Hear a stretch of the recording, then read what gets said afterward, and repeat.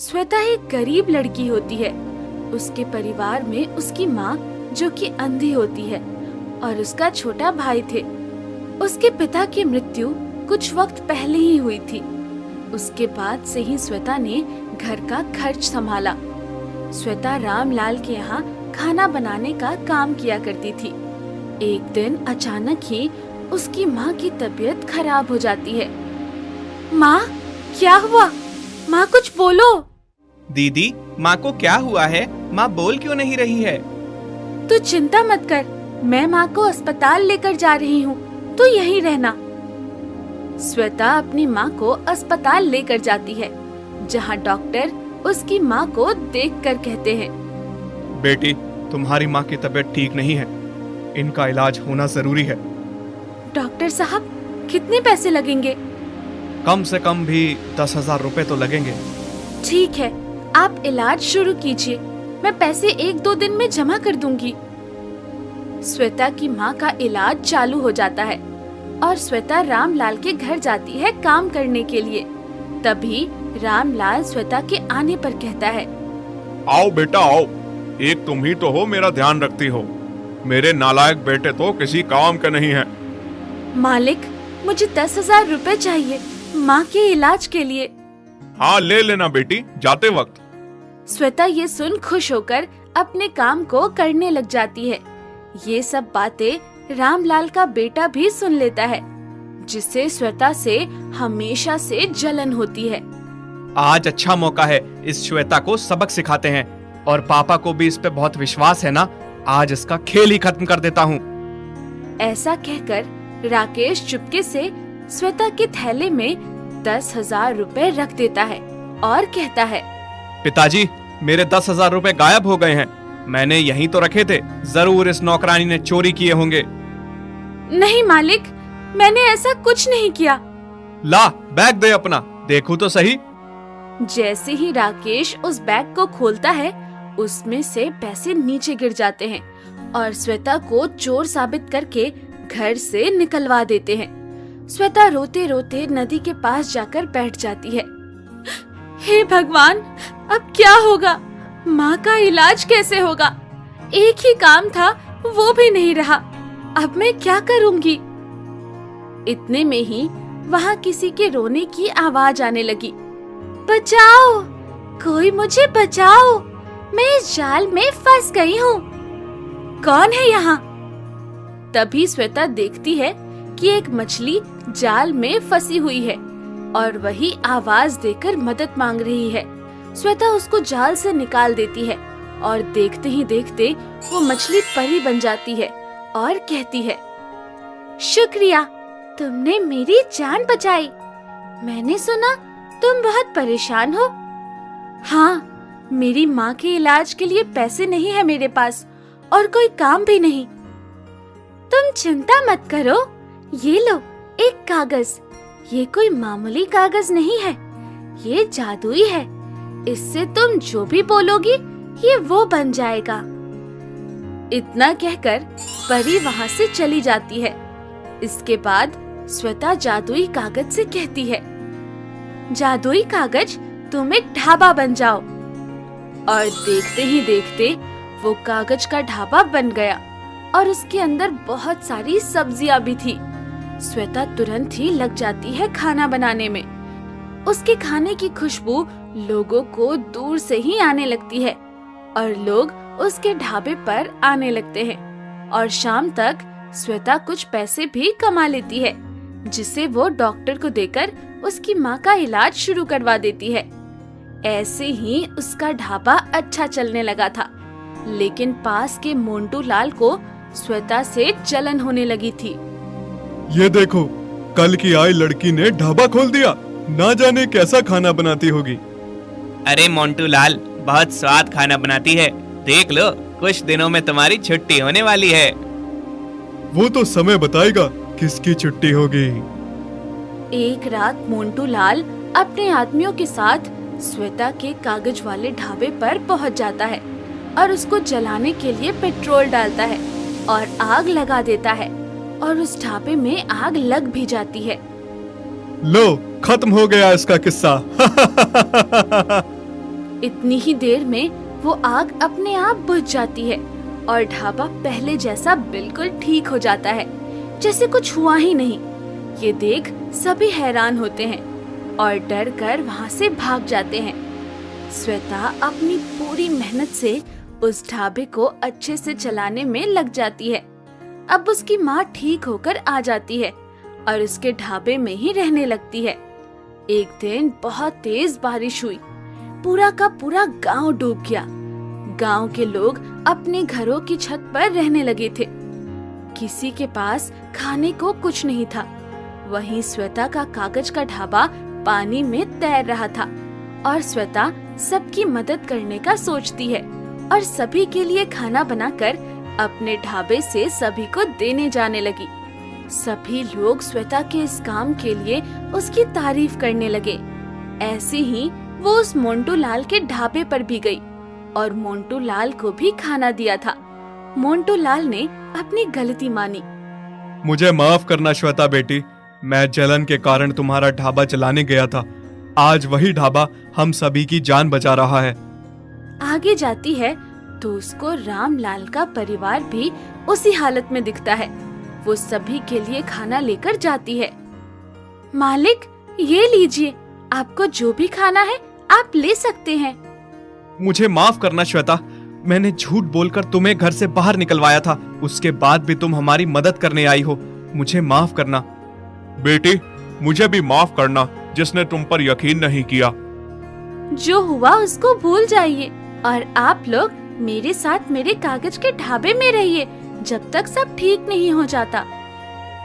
सभी लोग श्वेता के किए काम से बहुत खुश थे और सभी लोग हंसी खुशी श्वेता के साथ रहने लगते हैं और कुछ वक्त में सब ठीक हो जाता है और श्वेता अपने कागज का ढाबा अच्छे से चलाने लगती है और गरीबों की मदद भी करती है। लालपुर नाम के गांव में एक मनोज नाम का आदमी रहता था। वो छाता बेचने का काम करता था। उसकी एक पत्नी भी थी जिसका नाम शीना था। वो दोनों गरीबी में अपना जीवन काट रहे थे। ए जी, आज घर में खाने का कोई सामान नहीं है, कुछ पैसे दे दीजिए। मेरे पास पैसे तो नहीं है, अब अगर छाते बिकेंगे तो कुछ पैसे आएंगे। तो तब तक मैं क्या करूं? मुझे माफ कर दो शीना, मैं तुम्हें एक ढंग का जीवन नहीं दे पा रहा हूँ। मैं अपनी पूरी कोशिश कर रहा हूँ, पर क्या करूँ, ये गरीबी है कि खत्म ही नहीं होती। नहीं, आप ऐसे ना कहिए। मुझे पता है आप पूरी कोशिश कर रहे हैं। कोई बात नहीं, आज मैं भूखी रह लूंगी। मनोज इस बात का कोई भी जवाब नहीं दे पाता है और छाता बेचने के लिए घर से निकल जाता है। उसको रोना आ रहा होता है कि उसने अपनी और अपनी पत्नी की जिंदगी नर्क बना रखी है। आखिर मैं ऐसा क्या करूं जिससे हमारी गरीबी खत्म हो जाए? मुझे तो कुछ भी समझ नहीं आता। मेरी पत्नी इतना अच्छा खाना बनाती है कि कोई भी खा ले तो उंगलियां चाटता ही रह जाए, पर मेरे पास इतने भी पैसे नहीं हैं कि मैं उससे अच्छा खाना बनवा पाऊं। हाय मेरी किस्मत।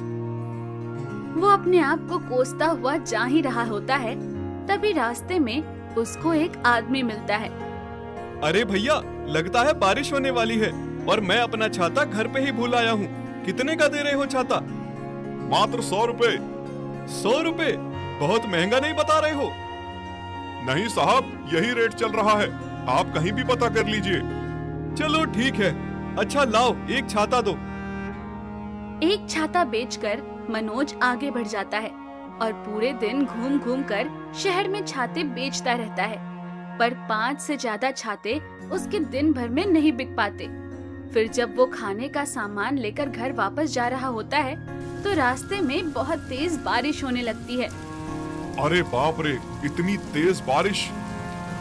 अरे भाई सुनो, एक छाता दे दो, अगर मैं भीग गया तो बीमार पड़ जाऊंगा। छाता तो मैं आपको दे दूंगा, पर जितनी तेज बारिश और हवा चल रही है इसमें छाता रुकेगा नहीं। आप एक काम कीजिए, मेरे साथ मेरे घर पे आ जाइए, सामने ही मेरा घर है। जब बारिश कम हो जाएगी तो चले जाइएगा। पर अरे इतना ना सोचिए, ऐसे समय में इंसान ही इंसान के काम आता है। उस आदमी का नाम राम होता है। वो मनोज के साथ उसके घर पे जाता है। ए जी, ये कौन है? माफ कीजिएगा, मेरा नाम रामू है। मैं आपके पति से छाता लेने आया था, पर ये इतने अच्छे इंसान हैं कि इन्होंने मुझे अपने घर बुला लिया क्योंकि बाहर बहुत तेज बारिश हो रही है। अच्छा अच्छा।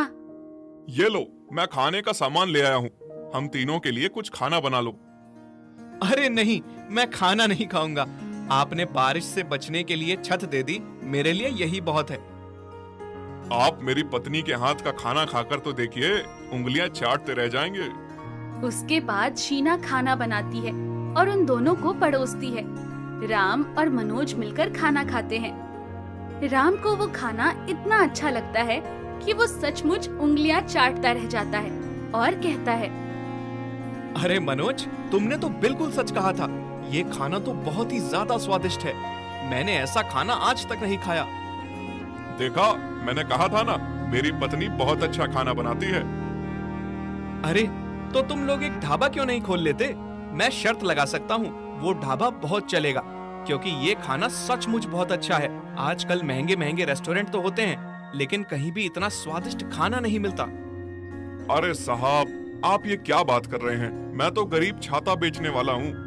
मैं भला कहाँ से ढाबा खोल सकता हूँ? भाभी जी से इस बारे में बात करके देखिएगा।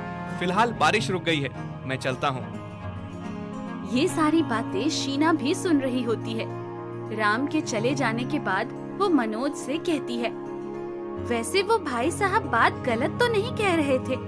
हमें एक छोटा सा ढाबा खोल लेना चाहिए। मेरे पास एक आइडिया है। आप छाते तो बेचते ही हो, तो उन्हीं छातों को मिलाकर हम एक ढाबा बना लेते हैं। क्या कहते हो? अरे वाह, क्या बात है! तुम्हारा दिमाग तो बहुत तेज चल रहा है। ये तो बहुत ही अच्छा आइडिया है।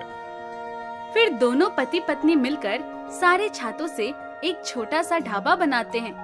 दोनों मिलकर उस ढाबे को संभालने लगते हैं। शीना खाना बनाती थी और बाकी छोटे मोटे सारे काम मनोज किया करता था। अरे बहन, एक प्लेट लगा दो। जी, अभी लगाती हूँ।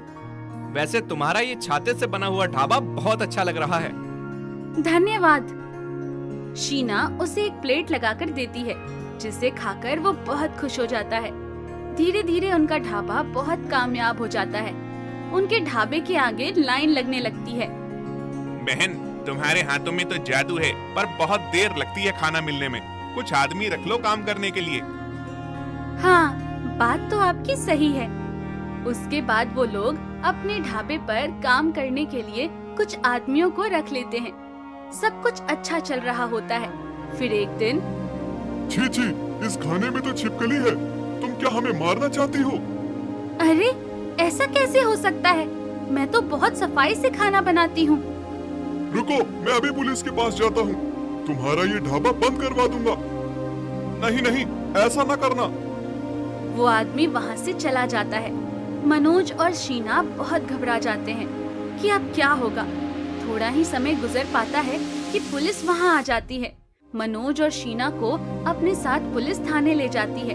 उनसे पूछताछ की जाती है तो शीना कहती है, साहब, हम तो बहुत साफ सफाई से खाना बनाते हैं। इसमें हमारी कोई गलती नहीं है।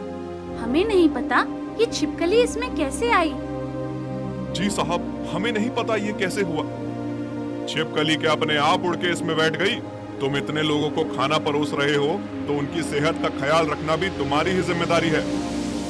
साहब, मैं तो कहता हूँ इनका ढाबा बंद कर दो और इनको जेल में डाल दो, वरना ये लोग तो मासूम लोगों को अस्पताल पहुँचा देंगे। ये सुनकर मनोज और शीना रोने लगते हैं और तभी वहाँ एक लड़का आता है और कहता है, इंस्पेक्टर साहब, इसमें मनोज और शीना की कोई गलती नहीं है। सब किया कराया इस आदमी का है। ये देखिए वीडियो।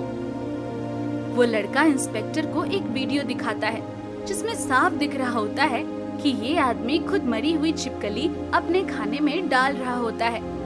ये देखकर सब हैरान हो जाते हैं और फिर वो लड़का कहता है, मैं शहर से आया था क्योंकि मैंने इनके ढाबे के बारे में बहुत सुन रखा है। जब ये सब हुआ तब मैं व्लॉगिंग कर रहा था। बाद में जब मैंने अपना वीडियो देखा तो उसमें बैकग्राउंड में मुझे दिखा कि ये आदमी खुद अपने आप खाने में छिपकली डाल रहा है। क्यों बे? क्यों किया तूने ये? क्योंकि मुझे इनके ढाबे से बहुत जलन हो रही थी। सब इनके ही ढाबे पर खाने जाते हैं। मेरी दुकान पर कोई नहीं आता, इसलिए मैंने सोचा इनका ढाबा बंद करवा दूं। चल, अब तुझे ही जेल में डालता हूँ। पर मनोज और शीना उस आदमी को बचा लेते हैं। वो उस आदमी को अपने ही ढाबे पर काम पे रख लेते हैं। उनकी दिन दूनी रात चौगुनी तरक्की होती जाती है और वो अपना कारोबार बढ़ाते चले जाते हैं और खुशी से रहते हैं।